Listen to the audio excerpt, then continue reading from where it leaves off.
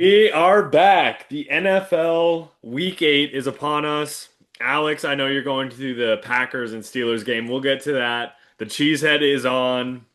I mean, let's just get straight into it. Week 7 it didn't really seem like it was going to be a super entertaining week, but we had the greatest, it seemingly, comeback in regular season history with the Denver Broncos scoring 33 points in the fourth quarter. The only time that's ever happened where they got shut out in the first three quarters and then Denver came all the way back in to win. And we can kind of start there. The New York Giants for the rest of the season sitting at 2-5. I think Dayball, he's got to be a little nervous. I think his job definitely could be in question. Jackson Dart and Scadaboo, they had quite the show a couple weeks ago when they did upset the Eagles in prime time. So looking at the rest of the season, I thought we could look at it. Obviously, they have the Eagles again this week, which I think is going to be super hard to perform in Philly. So I wanted to ask you guys, Alex, we can start with you. Where do you see the Giants end up looking like at the end of the year? And do you think Dayball will keep his job? Yeah, so for me with that question, I like it a lot because I might be disagreeing with you too, and I actually don't think Dable's job is to be worried about whatsoever. And here's my reason why is because the fact that um reason one was it I can't remember, maybe it was against Philly when Jackson Dart had to go into the medical blue tent for like a couple plays, and Russ came in, did the handoff, and then like just threw an absolute I think it was duck. against the And Chargers. the Yeah, against the Chargers. And the crowd was going ballistic. They were booing like no other. They were like screaming at Russ. And Dable like cussed out the physician and told him to get Dart back on the field and stuff. Um, and I just think the addition of Dart and Scadaboo is gonna. I mean, I don't see why the Giants wouldn't keep him around for at least another full season after their rookie year, given the fact that Dart didn't even start the full year. Like I would have to imagine that the Giants are going to give him a full year of them starting together before they just immediately pull the plug on Dable, considering that Dable was the one to bring in both Dart and Scadaboo.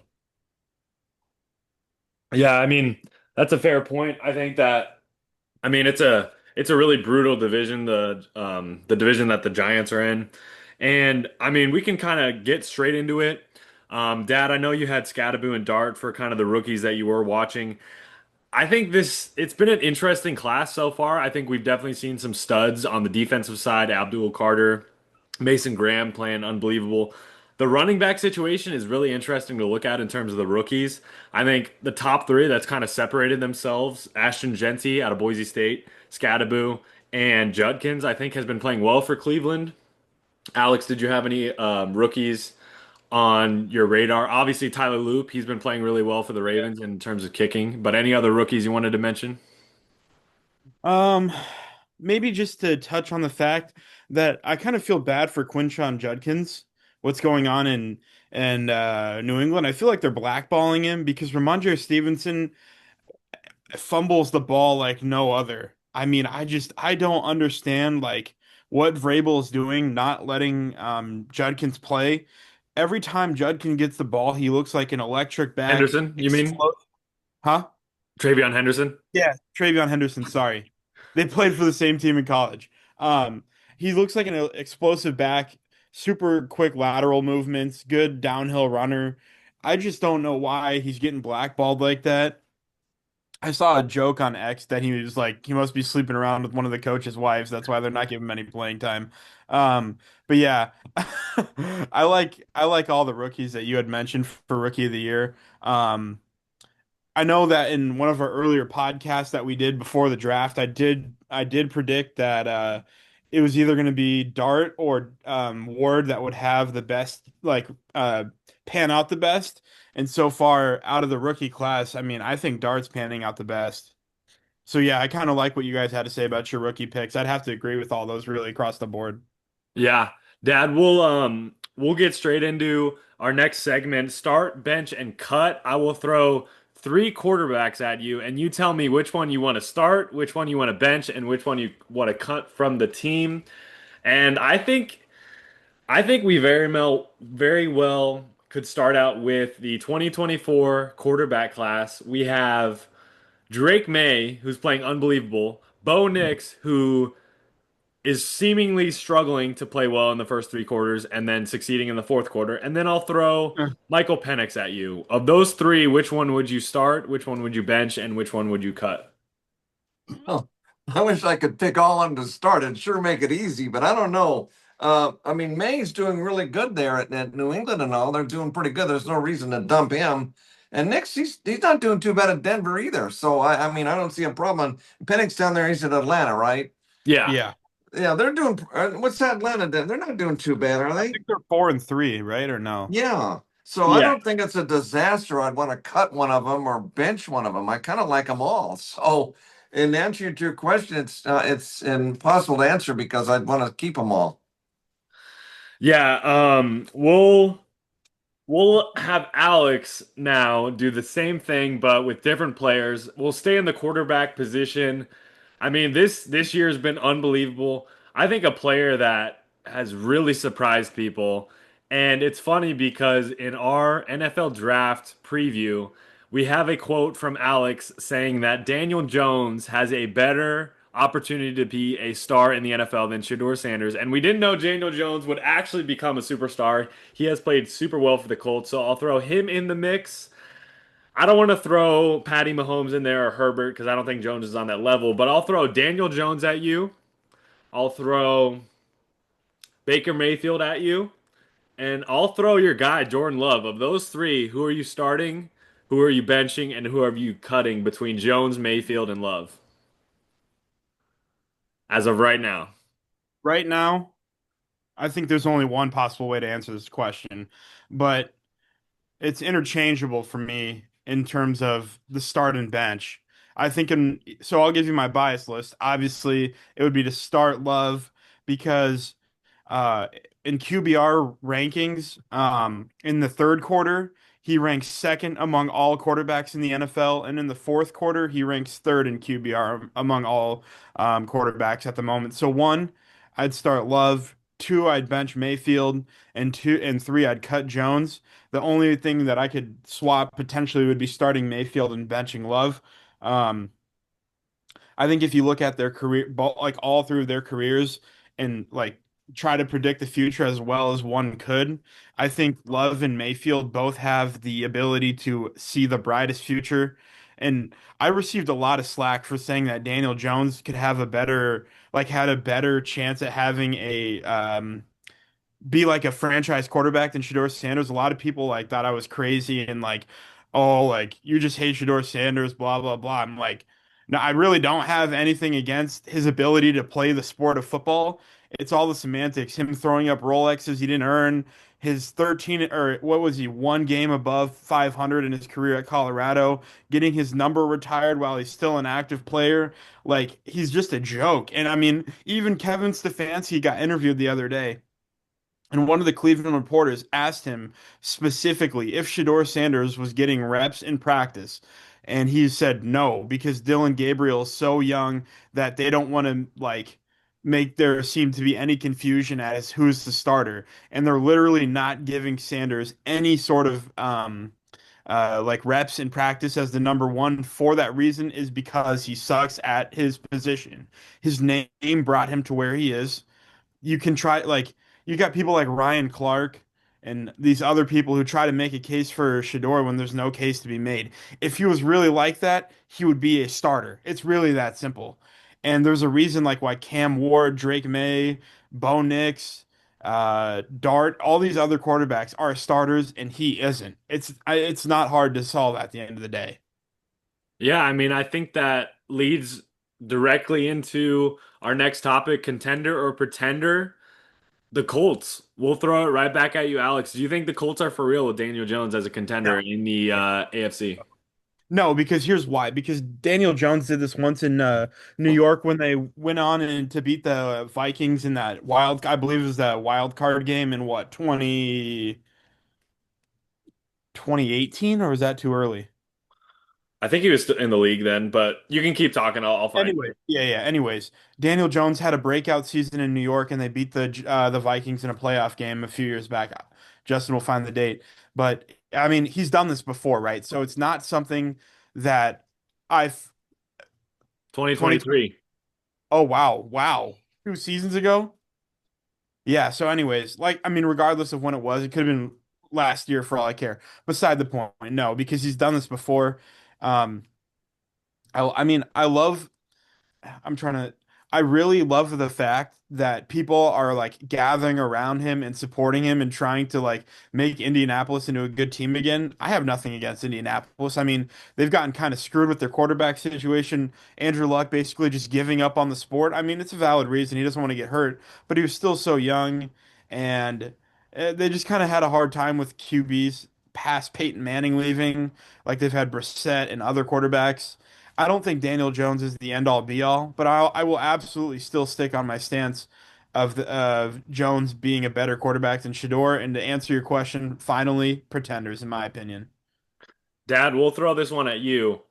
Okay. The AFC East right now, the New England Patriots are leading the division at 5-2. Buffalo is sitting at 4-2. If you had to pick today who will win that division, who are you picking between the Pats, who have had a very surprising start to some? Some people thought the Pats were going to have a really good year. I was one of them. I thought they had a chance to do some great things with Drake May. Buffalo obviously had a couple losses that were a little surprising, but today, if you had to pick between those two teams, who are you picking to win that division? And New England, yeah, I've got them ranked ahead in there in the power ratings. I got them at 8 and Buffalo at 10. So I think New England's going to win that division there, Justin. They've been a surprise all year, but I don't see them failing in that. I think they'll win the division. Buffalo's going to be a good, strong contender, finish second, and that. Um, but it's going to be close. But I think New England's going to win it. Now, switching over to the NFC, it is a mishmash. It is the standings right now. It's crazy. Obviously, the Green Bay Packers are sitting at the number one spot with that 4-1-1 record, and the 49ers at second, along with the Eagles, Buccaneers, Lions, Seahawks, and Rams all at 5-2, which is crazy to see all of that. Of all of those teams in the top seven, other than Green Bay, Alex, who do you feel like belongs there and who do you feel like does not belong there between the 49ers, Eagles, Bucks, Lions, Seahawks, and Rams? Lions definitely belong there with Dan Campbell. They've turned it around. I know, so they've turned it around since the Packers lost. They also lost to the Chiefs. Um, But yeah, the Lions are definitely there. They've proven themselves over the past few years. Now, the better question to ask is how long will this last? Not long. But yeah, as of right now, I definitely think that they are a top team in the NFC and one that teams need to be worried and focused about. Another team I think deserves that to be there are the Los Angeles Rams. Matthew Stafford is a Hall of Fame quarterback. If you try to argue otherwise, I'm not going to continue the conversation with you. He's a Hall of Fame quarterback. All right, he's a Super Bowl winner. Not only that, the two highest single season receiving records for yards have both been done by Matthew Stafford, one with Megatron, the other with Cooper Kupp. So that's another team that belongs there. Georgia legend. Yeah, go dogs. Um, Also, completely random, AJ McCarron is running for lieutenant governor of Alabama. He announced today, which is completely random, but I saw it on ESPN. Went from a national champion to a governor. Shout out. Maybe we'll see. Anyways, uh, and then so yeah, another team that deserves to be there are the Tampa Bay Buccaneers. When fully healthy, they're a very good team. Obviously, it's horrible to see Mike Evans out for the season. No more 1,000 yard receiving years, but they still have Godwin, Ibuku, Bucky Irving. Yeah, I think they're a formidable team. Kate Otton's a pretty solid tight end. Yeah, and then uh, Eagles and this 49ers. definitely not the Niners. They're frauds for sure. The Seahawks, I'm kind of wary about. Like I did predict them to win their division. I'm still going to go with that, but in the come playoff time, I mean, we saw what Sam Darnold did with the Vikings last year, so I'm not too sure about that right now. I'll leave that unanswered. And Philly, they are. I'm not going to comment on Philly. I think that's fair. Now, looking ahead, if you guys are ready for this week 8 preview, we have tonight we had the Vikings and Chargers. We were recording this around 7 o'clock Central Time, and I think this is a must win for the Chargers. I think they need this one on Prime Time, Amazon Prime. The next 6 games for the Chargers is really going to test if they're going to be able to compete in that AFC conference. They have Tennessee, Pittsburgh, Jacksonville, the Raiders, and then they have the Chiefs and the Eagles. So I think this stretch for the Chargers is really going to test what they're going to be if they're going to be able to make the playoffs. They're sitting at 4-3 right now. You guys, Dad, will go to you. Is this a must-win game for the Chargers, and how do you kind of see the next 6 games shaking out for them? Oh yeah, definitely because that's tonight. They're playing the Vikings there at They're SoFi, literally playing right? right now. They're playing right now. Oh, and they're 3.5 favorites. Yeah, they've got to win that because to just to keep up with everybody, they're going to have to win that game. You're right. That is correct. Now, I did sort these games out into 3 categories. I'll start off first with the shit bowl games. Now we have the New York Jets versus the Bengals. We have the Dolphins versus the Atlanta Falcons, and we have the Titans Colts. Of those 3 games, Alex, which one, if any, will you be tuned into and paying attention to? My first instinct would be to say Titans Colts, mainly because I really want to see Cam Ward ball out. Um, Going from what incarnate Ward to Miami and then being drafted, and Washington then State. that's right, yes, yeah. And then obviously seeing if Daniel Jones can continue his run in Indianapolis. Looking at it from a non-biased perspective as a fan of neither team, I think this should be an easy win for Indianapolis, given the state of Tennessee at the moment, especially with the firing of Brian Callahan. Um, the Colts are 14 and a half point favorites right now. So yeah, out of all those games, that's the only one that I consider watching. I really don't need to watch Tua get sacked and throw up gang signs and get another case of CTE while Mike McDaniels blames other people's and rips lines of coke on the sideline. Um, and then the Jets Bengals, I mean, what like did you see what their owner said this The, week the during Jets? yes. What did he say? He said that he's like, well, it's like he's basically like, I like how can I be mad at the team when my quarterback can't even complete a pass? Well, dummy, you fucking chose Justin Fields over Aaron Rodgers. What like there is no way on earth you should be complaining when you chose Justin Fields over Aaron Rodgers. I mean, it's just an asinine comment. So I hope the Jets have a like a 2017 Brown season where they went 0-16. I hope they don't win a damn game, and I hope their fans start to like revolt against them and like throw shit on the field. Anyways, We'll go from that directly into the second tier, which is the lunch break games. Now we have the Chicago Bears and the Baltimore Ravens. Get this, Dad. Chicago is, I believe, 4-2, and the they are. Ravens are 1-5, I believe. Now, the Ravens are actually favored by, I think, 6.5. I could be wrong, but the Baltimore Ravens being favored is kind of crazy, but also you have to have in account that Lamar Jackson has been injured. I believe he's back. Is he back, Alex, for this game? Yeah, so That's he'll be what back. word around the league is that he's back. He's back for this game. That's mostly the reason why they're favored. I believe this is the first game this season that has huge playoff implications where the Ravens, if they lose, they're probably not going to make the playoffs. So, Dad, we'll go to you. The Ravens, are you going to take that 6.5, or do you think the Bears can keep it close?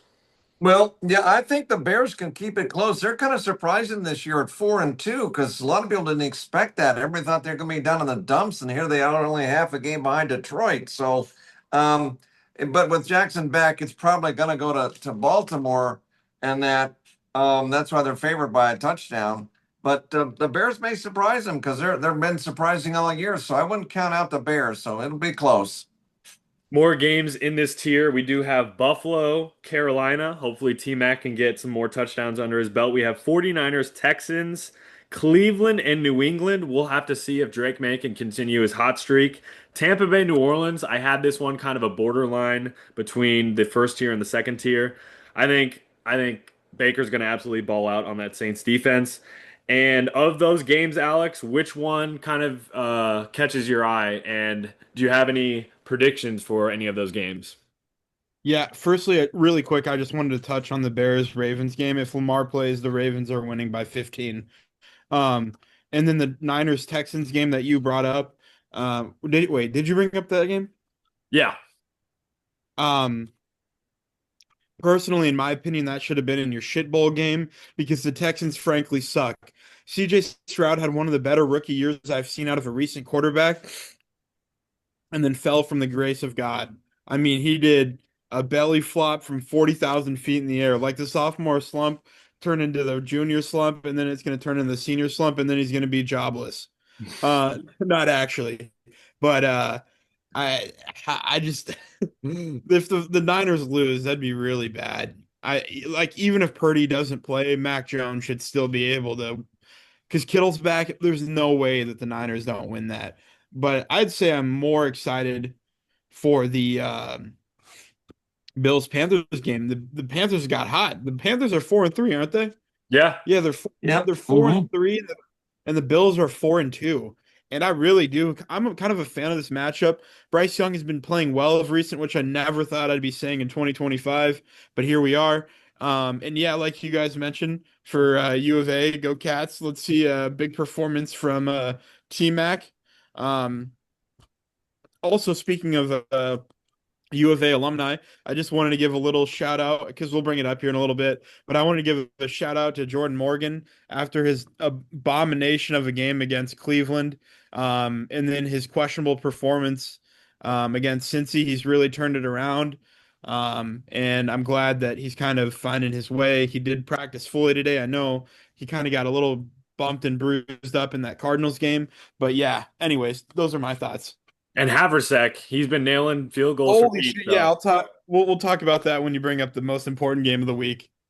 we'll get to that shortly. This leads us straight into the last tier, the best tier, in my opinion. The can't look aways. We have Dallas, Denver. I can't wait to I can't wait to see this Dallas offense against this Denver defense. The Denver's defense really struggled against the Giants, so we'll have to see what happens there. I think that's the matchup of the week for me, that offense versus that Denver defense. And then we have a divisional matchup, the Giants and the Eagles. It would be an absolute crazy story if the Giants are able to beat the Eagles twice in a season. The Giants, though, are really, really, really doing bad on the road. And I think they need this game. They have to respond. Obviously, Alex doesn't think Dayball's job is in question, but you never know. We'll have to see what happens. Another game that is it's going to be Sunday night in Pittsburgh. Aaron Rodgers. Some tears, I'm sure, are going to be shed on the field and in the crowd from our very own Alex Johnson. We'll be at that game. Aaron Rodgers returns not to Green Bay, but he will be in Pittsburgh for the Steelers Packers game. We'll go straight to you, Alex. I know that's the game you're looking forward to. Give us your thoughts. What are you thinking? What do you think will happen? And then I want a score prediction from our very own Alex Johnson, the Green Bay Cheesehead aficionado. We'll hand it off to you. Yeah. So sorry in advance. This is going to be like a Scotty Rombough, Teddy Roosevelt monologue here. Um, let me begin. Um, wow. I mean, it's 2025 and my favorite player ever is still playing at an elite level. This game is probably a top three game that I've ever been to live for all NFL games. Um, and I couldn't be more excited to watch Aaron Rodgers play football. Aaron Rodgers is why I mean, I was born into Green Bay fandom, but by my age, obviously I saw Favre play when I was like 3 years old, so that doesn't really count. So growing up as a kid and then even going into my beginning years of college, seeing Aaron Rodgers play, I mean, winning a Super Bowl, winning 4 MVPs, one of them being a little bit disputed whether or not JJ Watt should have won it. There's definitely an argument for it, but beside the fact, Aaron Rodgers is a 4-time MVP, a Super Bowl MVP, and a Super Bowl champion. And to see him play on Sunday night is going to mean everything to me. I told the people that I'm going to the game with, shout out Brock and Willie Pete. I might shed a few tears if Rodgers just like morphs into prime 2019, 2020, 2021 Aaron Rodgers when he went back-to-back MVPs. Um, yeah, this game means everything to me. To be honest with you guys, I couldn't really care about the result. If the Packers lose and Rodgers just dices up the defense, it'll be like so nostalgic watching him uh dice up the defense like he used to do when he was wearing the green and gold. There's a lot of other things I want to unpack with this. First thing being, if the Steelers do win on Sunday, it'll be the first time in NFL history that a quarterback has beaten every team in the NFL at least one time. Second, yeah. Secondly, Christian Watson is returning from his ACL tear in the last week of the regular season last year, which also happened to occur this calendar year. And I am not a fan of this return. He's already having growth, like he has growth problems. He has different sized legs. And as much as I love Christian Watson and the vertical threat that he is, his speed, his 40 time, his ability to jump high and like moss people, I love it. But you know what I love more? Seeing him play healthy because I don't want the storyline to be like breaking news. Christian Watson returns Saturday or Sunday night against for the Packers against the Steelers. Goes for like 8 to 10 receptions, 100 plus yards, and at least a touchdown. But then come Monday morning, breaking news: Christian Watson re-aggravates knee injury against clash with Steelers Sunday night. So that's another thing I'm concerned about. I know for sure that LaFleur and the rest of them are going to have him on a pitch count. So I just pray to God that he doesn't get hurt. And then I digress a little bit more. Today, Aaron Rodgers did a media day via Zoom with all the Packers press conference, which made me so happy to see that all those guys that had been sorry, guys and girls that had been interviewing for years in Green Bay got the chance to sit down with him again this morning and talk to him and just everything like that. And this afternoon, a quote was pulled that made me really happy and kind of made me a little emotional was the fact that Rogers had said essentially the synopsis of the quote was, um, his whole life has been football, but his football career started in Green Bay and is going to end in Green Bay. So whether or not he comes back and signs a 1-day contract to just retire with the Packers, or for something crazy happens and he plays the season, whatever it may be, I just there's no other way for him to end his illustrious career. I knew inevitably that the time was going to come. It's what happened with Favre. It just looked bad with the timing with him winning back-to-back MVPs the year after drafting Jordan Love, so it didn't sit well. And like he said, the issues was never with the fans or the like or his teammates or anything like that, or even the city. It was the front office. The front office hoed him. They didn't tell him about the fact that they were drafting Love and kind of just said like F you. Um, I'll never forgive them for that. And plus, there's no way we shouldn't have won another one. We should have like 4 Super Bowls with Rodgers, but sometimes life doesn't play out that way. Um, Nonetheless, to say that he is my favorite player to ever play the game. Brady himself said it that Aaron Rodgers is the best player to ever throw the quarterback or to throw the ball. I think we can all agree that in terms of accomplishments, the greatest to ever play is Brady, but the best player to ever play is Aaron Rodgers. If you disagree with that, I'm not going to listen to you because when Tom Brady, the greatest ever, says it, you should probably listen. Um, Lastly, um, Rodgers got asked by the Packers media if he was going to jersey swap with anybody, and he said the top of his list to jersey swap was with J Love because that made me really happy. They both talked about how their relationships were with one another. Love vehemently said that Rodgers was nothing but like professional, helped him come in, gave him so many like pointers, tips, things like that, showed him the ropes. and they still text each other. Rodgers will reach out to him, like they say good luck, whatever, gives him some pointers. So like the fact that that relationship is there and it's not sour is going to make this game so much better. And now deep, deep down, I hope I don't jinx it. But in my opinion, there's no way that the Steelers should or the Packers should not win this game on Sunday. I don't know how else to put it. I don't think there's any chance. I can't see an outcome where the Steelers win. Like, unless Rodgers, like I said, goes for like 300 plus yards. But I just think we have the better defense. We don't have a better secondary, but we have a better overall defense. And our offense has a lot more weapons. Josh Jacobs is better than Jalen Warren. I don't know if right now I don't know if Love is better than Rodgers, but I'd take all of our skill players over the Steelers skill players. So score, I'm thinking it's gonna be it'll be close, but it'll be like a for sure win. My I've got a couple. I like because every time the Packers have won, um, they have won by scoring 27 points this season. So I've got my final prediction 21-27 Green Bay. Um, just some closing thoughts about it. It's going to be the best game of the week. Might be best game of the season up to this point. I won't really be mad at the upset regardless because I get to see my favorite team and my favorite player of all time. I'll let you guys chime in. Sorry for the Theodore Roosevelt fireside talk. Dad, if you have anything to add, go for it. If not, we can get straight into the Monday night game. Washington and the Chiefs. The Chiefs are favored by 12 and a half. I think that's going to be a win for the Chiefs. I wanted to Jaden ask Daniels you, isn't playing. who's playing?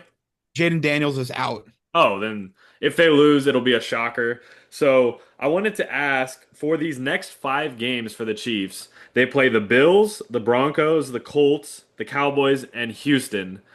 What's going to be the Chiefs' record in those five games? Run that by me again. You said the The Bills. Bills, the Uh-huh. Broncos, the Colts, the Cowboys, and the Texans. They'll go 4-1. I think I could see that as well. I think the toughest games for sure, Buffalo. I think Denver is going to give them a challenge in their first matchup of the season.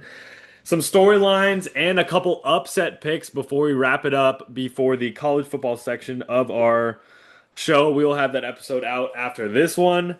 I think the Ravens definitely, as I mentioned, this is a must win for them against the Bears. They will get eliminated from the playoffs if they lose this game. Mark my words. Upset picks of the week. I have two of them. I think the Jets will beat Cincinnati and not go winless. I think they will finally get that first win of the season. I think they're due for it. The last couple games have been close. Glad they didn't beat the Broncos overseas. And then I think the 49ers are going to beat the Texans. I haven't really liked what I've seen from the Texans all season. Obviously, their defense is stellar, but I really love what I've been seeing from Christian McCaffrey. And Houston's coming off a short week after that Monday night game. So I think the 49ers are going to upset the Texans and the Jets over the Bengals. Now, I did want to throw this at you guys, a new segment before the end of the episode. Now, we'll call this segment a blind bet. Now, I have a bet in mind that I would place if I were able to. And the first hint I'll throw at you guys, you guys can work together.